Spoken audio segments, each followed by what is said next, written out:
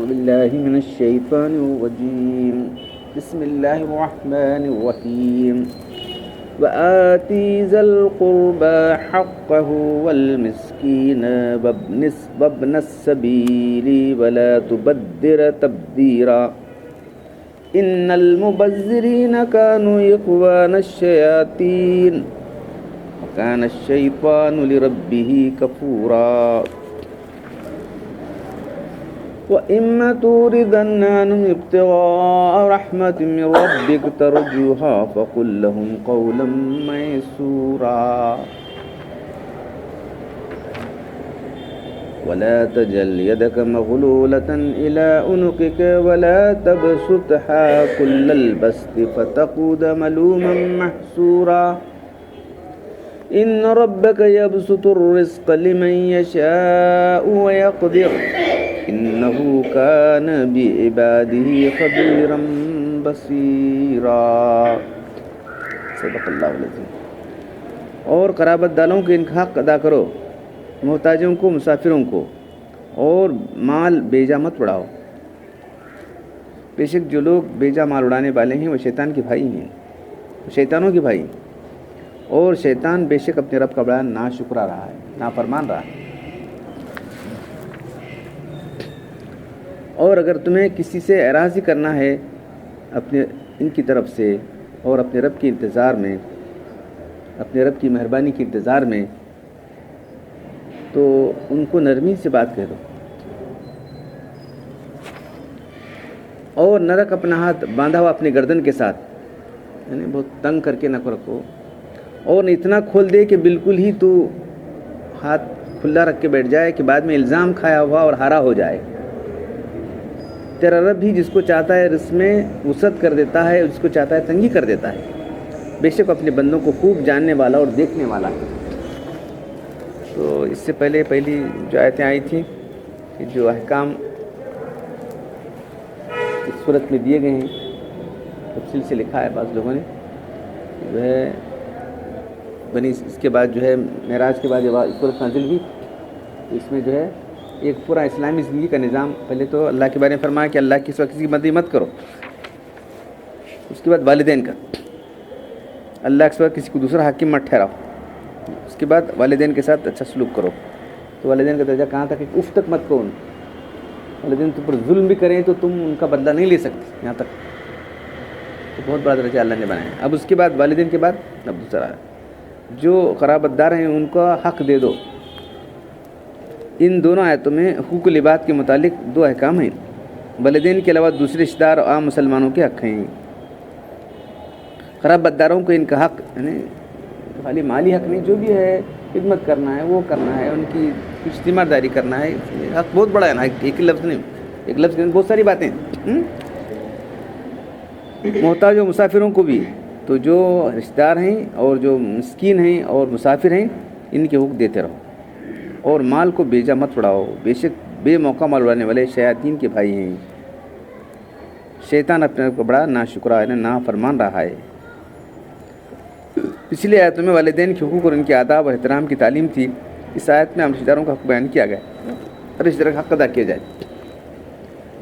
کم سے کم اچھا سلوک کرنا، کچھ نہیں تمہیں پیسے دینا اس کا کوئی ضرورت نہیں ہے، ملنا کرنا، بات چیت کرنا ہے. منہ پھرا کہتے جی ہمارا بات چیت نہیں کرتا، ہمارا نہیں بولتے رہتا نا. حسن معاشرت، اچھا سلوک. اگر حاجت مند ہیں تو جو بھی ان کی ضرورت ہے آپ کر سکتے ہو، وسعت کے موافق. تمہارے پاس نہیں، تم کیا کر سکتے ہیں؟ اپنی وسعت کے موافق سب داخل ہے. اس آیت سے اتنی بات ثابت ہوئی ہر شخص پر اس کے عام رشتہ داروں عزیزوں کا حق ہے.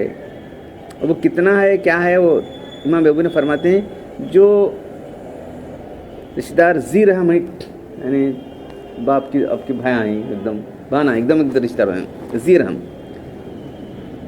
اس کے بعد اگر وہ عورتہ بچہ ہے جس کے پاس اپنے گزارے کا سامان نہیں ہے اور کمانے کی قدرت نہیں ہے، یا ایسا ہے کہ اپاہج ہے، اندھا ہے، اور اس کے پاس اتنا مال نہیں ہے کہ وہ اس کا گزارا ہو سکے، تو جن رشتہ داروں کے پاس اتنی وسعت ہے اس کی مدد کر سکتے ہیں تو کرنا فرض ہے. یہ تو یہ کہ وہ تمہارے رشتہ دار ہیں، پہلی بات. دوسرا، عورت بچے کیا سے کما سکتے ہیں، کرتے رہتے ہیں بعض عورتیں بھی، کوئی نہیں. اور جو ہینڈی کیپ ہیں अपाहिज, अंधे, उनके पास कुछ भी नहीं है, तुम्हारे पास है तो तुम जो करना तो पर फ़र्ज़ है। जिन शहरों में वुसअत है उनकी मदद कर सकते हैं, इन पर सबका नफ़का फ़र्ज़ है, कम से कम मेंटेनेंस उनका करना। ये और बात है, गवर्नमेंट ये वो ऐसे दे रही है और बात है, लेकिन ये तो फरीज़ा उनका है। उसके बाद जो है अगर एक ही दर्जे के रिश्तेदार हों तो वो सब भी एक ही 4 भाई हैं, सब 2 भाई कमा रहे नहीं, किसी देना ज़्यादा, तो क्या करें, जितनी वसत है उनको भी देते जाओ, जो ज़्यादा मुस्तहक़ है उसको दो। सूरह बकरा में वलल वारिस मिस्लु ज़ालिक से हुक्म साबित होता है। इस आयत में अहले क़राबत, मिस्कीन, मुसाफिर को माली मदद देने, सिले रहमी करने को इनका हक़ बोला है, उनका हक़ दो कि मैं उन पर एहसान नहीं करें, उनका हक़ अदा करूँ। तुम याद रखो, किसी रिश्तेदार से अगर अच्छा सलूक कर रही तो तुम्हें उस पर क्या एहसान नहीं करें, बल्कि उनका हक़ है तुम दे रहे। इसके हक़ के ज़िम्मेदार, इसका ज़िम्मा फ़र्ज़ है, देने वाला अपना फ़र्ज़ अदा कर रहा है, इस पर एहसान नहीं कर रहा है। अब दूसरी जो बात फरमाई गई है कि तब्ज़ीर, एक इसराफ़ है, दूसरे तब्ज़ीर है। दोनों जगह इसराफ़ करने से मना किया गया और तब्ज़ीर से मना किया। तब्ज़ीर क्या है? दूसरी जगह ला तुसरिफ़ू। बाज़ हज़रत ने कहा कि दोनों का एक ही माना है, बाज़ लोगों ने कहा दोनों के अलग माने। गुनाह के मौके पर खर्च करने को या बे मौका खर्च करने को तब्ज़ीर कहते हैं, और जहाँ जितना खर्च करना उससे ज़्यादा खर्च करने को इसराफ़ कहते हैं। जहाँ जितना खर्च करना है उससे ज़्यादा खर्च करना ये इसराफ़। जायज़ खर्चना है, नाजायज़ खर्च करने को तब्ज़ीर कहते हैं। ये श्रीलंका की कुछ लोगों ने ऐसा माना बयान किया, कुछ लोगों ने दोनों का माना एक ही चक्कर नहीं, यहाँ ऐसा लिखें। कोई अपना सारा माल अगर हक़ के लिए दे तो इसराफ़ भी नहीं, तब्ज़ीर भी नहीं। हक़ काम के लिए अगर पूरा माल भी दे देगा तो उसको नहीं कहते कि इसराफ़ किया है, तब्ज़ीर क्या नहीं कहते। सब नाहक बात में, बातिल एक मुट्ठी भी दिया तो तब्ज़ीर, याद रखो। गलत काम के लिए तुमने एक पैसा भी दिया तो तब्ज़ीर है। अब्दुल्लाह इब्न मसूद ने फरमाया गैर हक़ में खर्च करने को तब्ज़ीर कहते हैं। इमाम मालिक ने तब्ज़ीर है कि इंसान माल को तो हक़ के मुताबिक हासिल करे मगर गलत में खर्च करे। तो बहुत से लोग जो है माल आने के बाद इससे गलत तरीके से खर्च करते रहते। इमाम खुर्तबी ने फरमाया कि हराम और नाजायज़ काम में तो 1 दिरहम खर्च करना भी तब्ज़ीर है, 1 दिरहम 1 पैसा भी खर्च करना, और जायज़ मुबाह ख्वाहिशात के अंदर हद से ज़्यादा खर्च करना ये इसराफ़,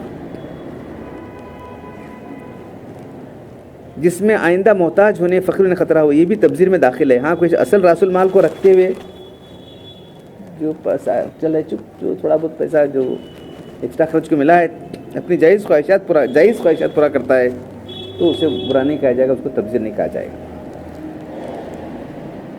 इस आयत में हुकूक़ुल इबाद के मुतालिक ये हुक्म दिया गया है, किसी वक्त हाजतमंदों को उनके ज़रूरत के मुताबिक अगर कभी उनसे तुम एराज़ करना चाहते हैं तो वो नहीं है, जाओ क्या करते हैं, आप पूछ रहे हैं हमारे पास नहीं है, मिस्कीन है, मुसाफिर है, तो अच्छी तरीके से उनसे मुँह फेर लो, उनको जो है बुरा भला मत कहो, अल्लाह जायज़ देंगे तुम्हारे, नहीं बोलो।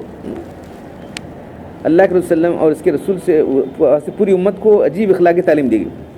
अगर किसी बात से ज़रूरतमंद लोगों सवाल करें और आपके पास देने को न हो तो इसके लिए एराज़ करने पर मजबूर हों तो इनका एराज़ मुस्तग़ियाना या मुखातिब के लिए तौहीन आमीज़ न होना चाहिए।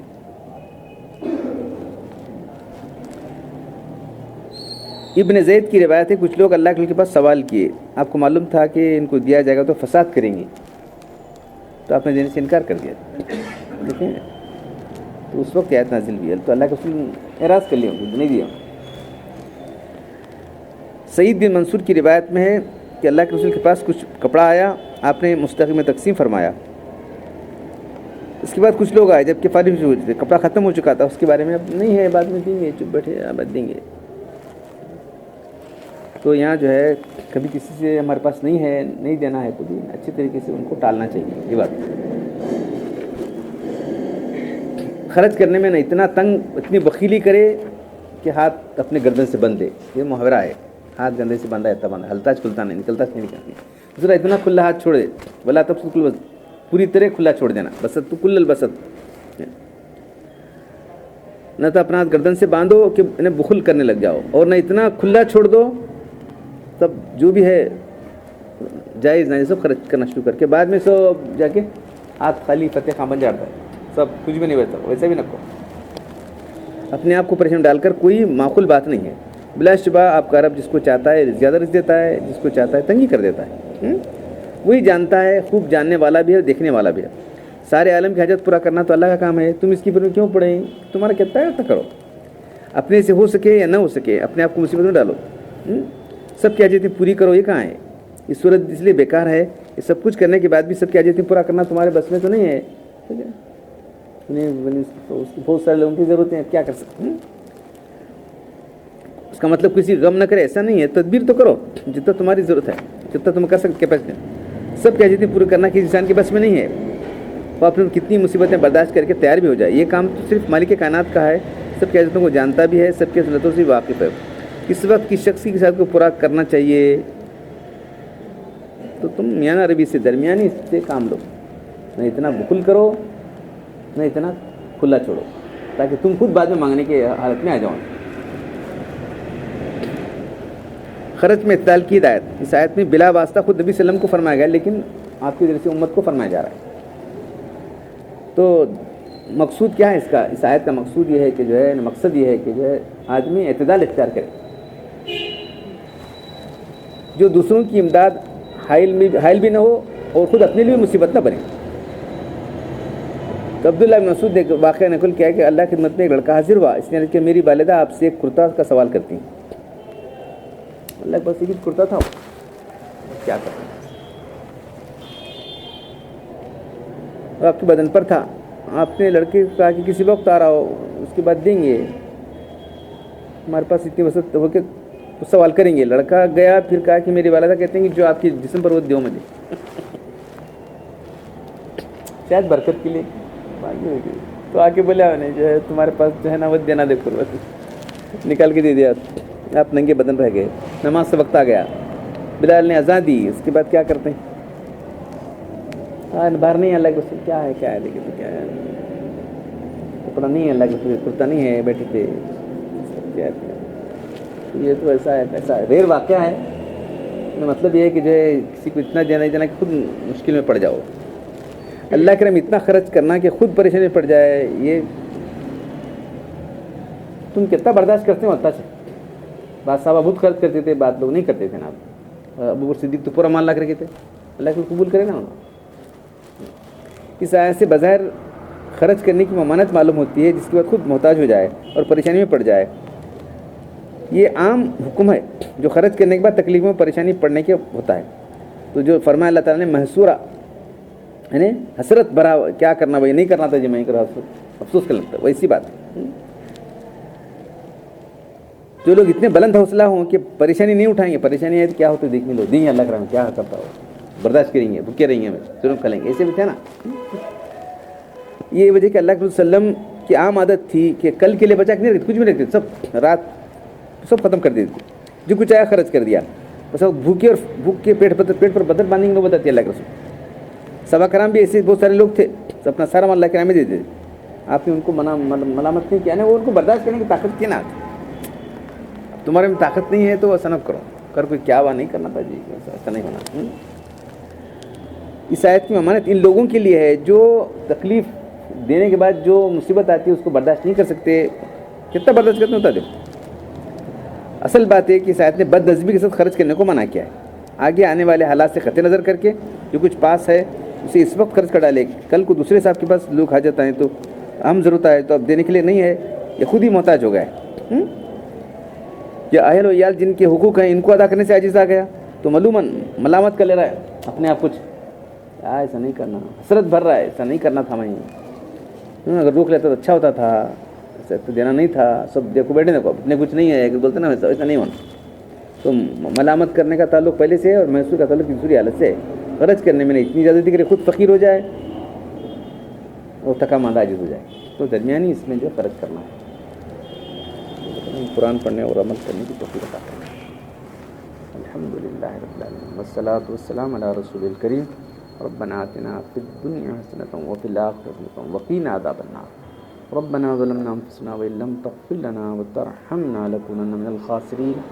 ان اللہ ملائکته یصلون علی النبی یا ایھا الذین آمنوا صلوا علیہ وسلموا تسلیما. سبحان ربک رب العزت عما یصفون وسلام علی المرسلین والحمد للہ.